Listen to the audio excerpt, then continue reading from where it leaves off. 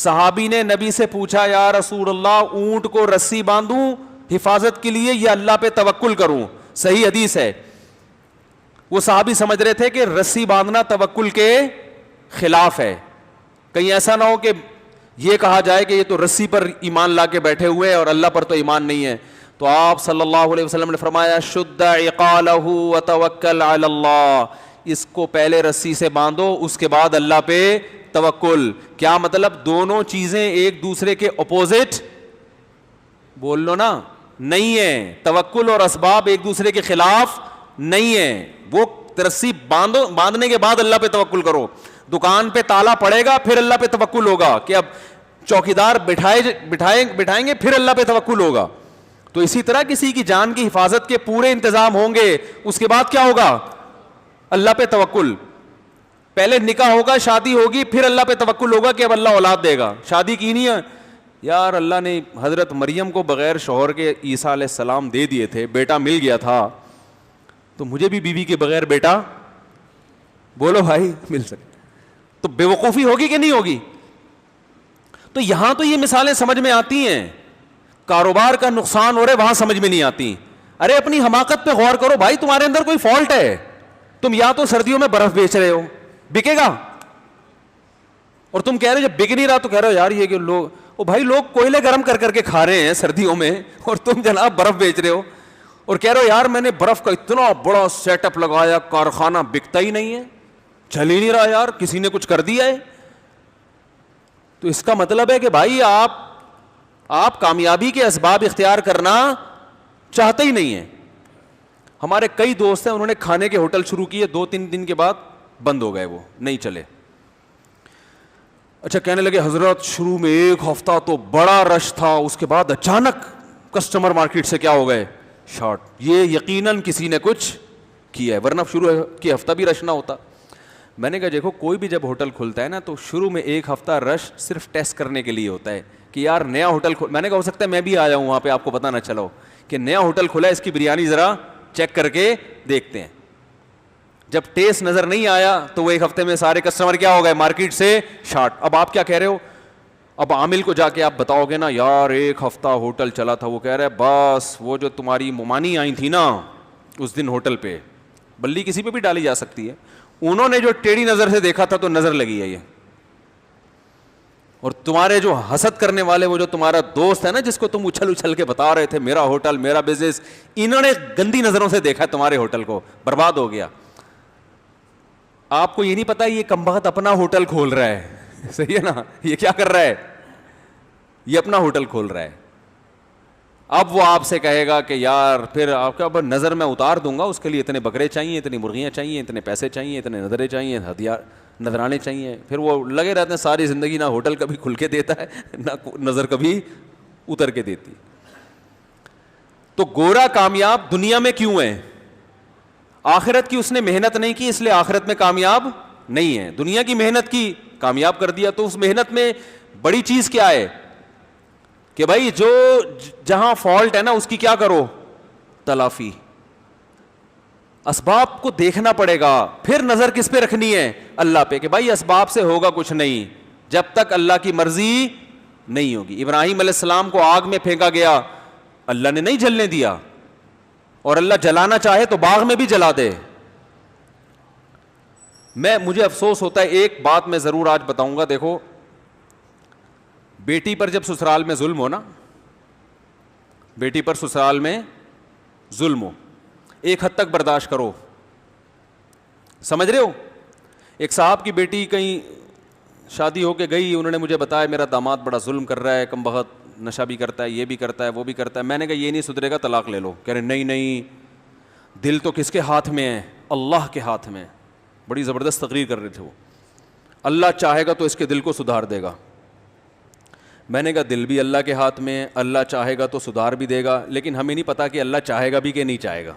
جو اصل ٹیکنیکل چیز ہے اس کو تو آپ کیا کر رہے ہو بھائی. اللہ اگر بتا دے کہ میں سدھار دوں گا پھر تو ٹھیک ہے. اللہ نے کب گارنٹی لی ہے کہ سارے بگڑوں کو میں سدھاروں گا؟ کہیں گارنٹی لی اللہ نے تمہارے داماد کو تو میں بالکل ٹھیک بنا دوں گا؟ اللہ نے تو کہیں نہیں کہا. بلکہ اللہ نے تو یہاں تک بتا دیا کہ انک لا تہدی من احببتا, ہمارے نبی چاہتے تھے کہ آپ کے چچا ایمان پہ ان کی موت ہو. اللہ نے فرمایا اے نبی جس کو آپ چاہیں گے اس کو ہدایت نہیں ملیں گی, اور نبی کو چچا کو نبی کی چاہت پہ ہدایت نہیں مل رہی, آپ کے داماد کو آپ کی چاہت پہ ہدایت کہاں سے ملے گی بھائی؟ آپ کس کھیت کی مولی ہو؟ نہیں یار سمجھ میں تو رہنے دو بھائی, ہم پھر میں تو اس سے زیادہ نہیں سمجھا سکتا, سینس کی چیزیں ہیں نا یہ. مسلمان ہونا سینس لیس ہونا ایک دو چیزوں کے ایک نام بن چکے ہیں معذرت کے ساتھ. جتنا نیک کہلائے گا نا اتنا ہی سینس لیس باتیں کرے گا. بے دین آدمی نہیں آتا ان باتوں میں. بے دین کہتے ہیں انسان کا بچہ بن جا, نہیں بنتا تو بھائی طلاق دلوائیں گے, یہ کریں گے. دینداروں کو پتہ نہیں کیا ہو گیا ہے, وہ کہتے ہیں نہیں اصل میں تو یہ دل اللہ کے ہاتھ میں, جب حضرت عمر جیسے سخت دل کو ہدایت مل سکتی ہے تو میرا داماد سیدھے راستے پہ کیوں نہیں آ سکتا. پہلی کوشش اسی کی ہونی چاہیے, لیکن اس کا ایک حد ہو نا کہ اتنے دنوں تک آ گیا تو ٹھیک ہے, نہیں آیا تو ساری زندگی برباد تھوڑی کرنی ہے, ساری زندگی تھوڑی برباد کرنی ہے بھائی. ایک حد تک اس کو مہلت دو بھائی, انسان کا بچہ بن جا, بہت ہو گیا. نہ گھر میں ٹائم دے رہا. ایک خاتون کا کل فون آیا, 20 سال مکھنچو کے ساتھ گزارے انہوں نے, سمجھ رہے ہیں. ان کے میاں کیا تھے کسی کو نہیں پتا چلے گا کون ہے وہ, نہ میاں کو نہیں پتا, میاں تھوڑی اپنے آپ کو مکھنچو خود سمجھتا ہے, وہ تو اپنے آپ کو بڑا فنٹر سمجھ رہا ہے. 20 سال گزار دیے, 20 سال میں اس کمبخت نے خرچہ نہیں اٹھایا بیوی کا, اور یہ اس امید پر کہ آج راستے پر آئے گا, کل آئے گا, پرسوں آئے گا. اب کہہ رہی ہیں کہ میری عمر اتنی ہو گئی ہے کہ میری زندگی برباد ہو گئی, اور اب تو اس نے بالکل لفٹ کرانا چھوڑ دی ہے, اور اب اگر میں طلاق لیتی ہوں تو کہیں اور شادی کا امکان نہیں ہے. مجھے پھر تھوڑا غصہ بھی آ جاتا ہے بعض دفعہ. میں نے کہا محترمہ معذرت کے ساتھ, آپ کے ساتھ جو کچھ ہوا کوئی اور بھی ہوتا اس کے ساتھ یہی ہوتا. اس کو آپ جیسی بے وقوف خاتون ملی ہوئی تھی جو اس کو پال رہی تھی, ٹھیک ہے نا. تو جب چھوڑنے کی بات آتی تو وہ 2 آنسو بہا لیتا کہ اتنی اچھی میں تو تم پہ مرا جا رہا ہوں. تو مرا جا رہا تو پیسے خرچ کرنا. خواتین جلدی اس میں آ جاتی ہیں نا, بے وقوف جلدی بن جاتی ہیں, 2 محبت کے بول. میں نے کہا اب جب زندگی گزر گئی اور اس کو پتا ہے اب یہ میرے کسی کام کی نہیں ہے, تو اب اس پہ آ رہا ہے کہ اب وہ اور زیادہ بدماش ہو گیا نا, اب تو بالکل ہی لفٹ نہیں کرا رہا. تو میں نے کہا اس کا قصور نہیں ہے, کس کا قصور ہے؟ آپ کا قصور ہے, یا آپ کے باپ اور بھائیوں کا قصور ہے. تو اب اس کا حل یہی ہے کہ اب گزارا کرو اس کے ساتھ, کم از کم ایک پھلترو کی طرح نام تو لگا ہوا ہے نا اس مکھنچو کا. ٹھیک ہے, طلاق ہو کے الگ بیٹھو گی, لوگ بولیں گے شوہر لیس خاتون ہے, اور عزتوں سے کھیلیں گے. ہمارے معاشرے میں کون اتنی عمر کی خاتون سے نکاح کرتا ہے؟ تو وجہ کیا ہے؟ اسلام کو سمجھنے میں کیا ہوئی ہے؟ بولتے کیوں نہیں بھائی؟ غلطی ہوئی ہے. اسلام گراؤنڈ ریئلٹی کو دیکھ کر فیصلہ کرنے کا حکم دیتا ہے. استخاروں کی بھیٹ مت چڑھاؤ.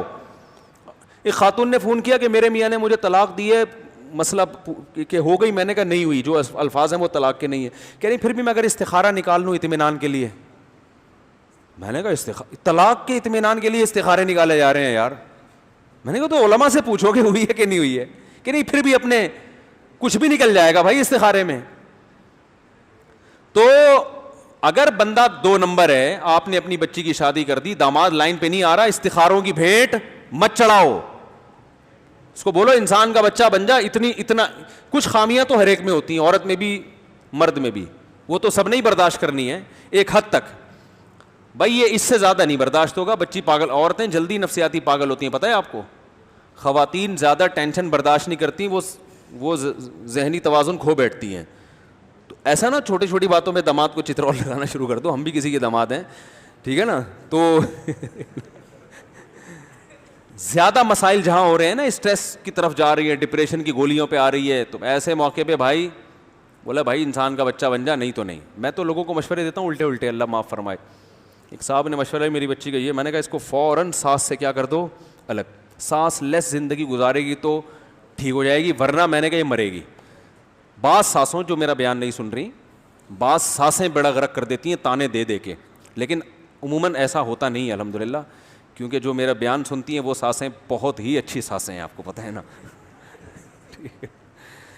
واقعی حقیقت بتا رہا ہوں کہ سب جگہ ایسا نہیں ہوتا. اچھے بھلے گھروں کو بلا وجہ آپ نہ اجاڑیں, لیکن بعض دفعہ الٹا کام ہو رہا ہوتا ہے. خام خامے تانے دے دے کے نا ہر بات پہ اس کو وہ نفسیاتی پاگل.